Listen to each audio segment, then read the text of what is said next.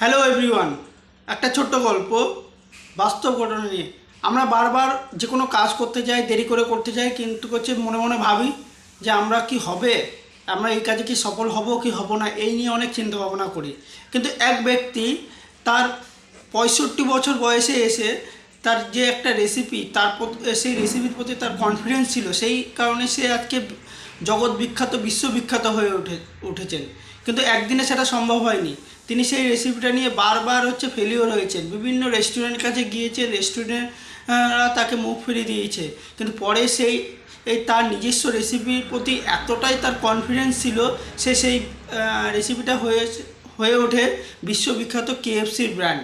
একদিনে সহজ নয়, সেই জন্য দেরি করে শুরু করা মানে হেরে যাওয়া নয়, হাল ছেড়ে দেওয়াটা মানেই হেরে যাওয়া। সেজন্য হাল ছেড়ো না। ধন্যবাদ। যদি ভালো লেগে থাকে কমেন্টে অবশ্যই জানিও, আর ফলো করতে থাকো।